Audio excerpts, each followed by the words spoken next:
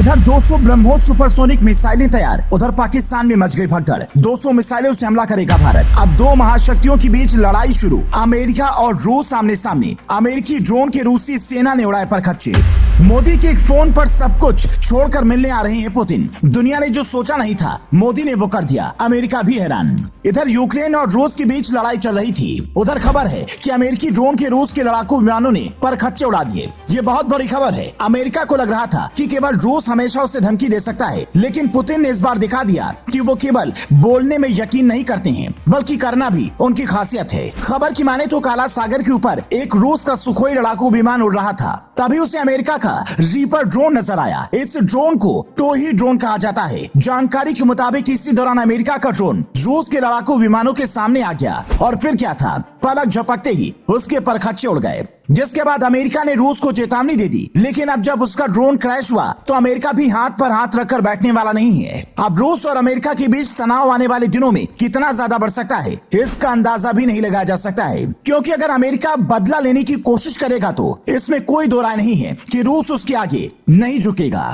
लेकिन अगर ऐसा हुआ तो दोनों देशों के बीच लड़ाई छिड़ जाएगी, जिसके बाद दुनिया वो तबाही देखेगी जो आज तक शायद ही हुई हो। लेकिन इसी खबर के बीच एक दूसरी खबर भी आ रही है, वो ये कि रूस के राष्ट्रपति व्लादिमीर पुतिन अपने जिगरी दोस्त नरेंद्र मोदी से मिलने के लिए बेकरार हैं, क्योंकि जब से लड़ाई शुरू हुई है तब से पुतिन भारत का दौरा नहीं कर पाए हैं। इससे पहले वो नियमित रूप से भारत आते थे और नरेंद्र मोदी से मुलाकात करते थे, लेकिन बताया जा रहा है कि अब पुतिन वापस भारत आ सकते हैं और दोस्ती का कर्ज चुका सकते हैं। बता दें कि यूक्रेन से लड़ाई छिड़ने के बाद दुनिया के कई देशों ने रूस पर कड़े प्रतिबंध लगाए, लेकिन भारत फिर भी उसके साथ खड़ा है। यही वजह बताई जा रही है। अब पुतिन मोदी के एक फोन पर सबको छोड़कर भारत उनसे मिलने आ रहे हैं। पुतिन भारत में सितंबर में आयोजित होने वाले G20 शिखर सम्मेलन में भाग ले सकते हैं, लेकिन इस बारे में अभी तक कोई अंतिम फैसला नहीं किया गया है। पुतिन के प्रवक्ता दमित्री पेस्कोव से जब पूछा गया कि भारत में होने वाले शिखर सम्मेलन में क्या पुतिन भाग ले सकते हैं, तो उन्होंने मुस्कुराते हुए कहा, इसमें इनकार नहीं किया जा सकता है, यानी जल्द पुतिन भारत आ सकते हैं। असल में रूस और भारत की दोस्ती आज की नहीं है बल्कि सालों साल पुरानी है, लेकिन दोनों देशों के बीच रिश्ते तब अच्छे हुए जब भारत के प्रधानमंत्री नरेंद्र मोदी बने। मोदी और पुतिन की ट्यूनिंग काफी खास मानी जाती है। दोनों की दोस्ती के किस्से अंतर्राष्ट्रीय बाजार में भी बड़े चाव से लोग सुनते हैं, लेकिन अपने दोस्त रूस से भारत ने सबक लेते हुए खुद को मजबूत करने का फैसला किया है। भारतीय सेना वैसे तो जमीन, आसमान और समंदर तीनों में ताकतवर है, लेकिन अब तैयारी समंदर में दुश्मन से निपटने की हो रही है। इसीलिए नौसेना करीब 20,000 करोड़ रुपए की लागत से तैयार 200 सुपरसोनिक ब्रह्मोस मिसाइलों का ऑर्डर देने जा रही है। जल्द ही इस सौदे पर मुहर लग सकती है।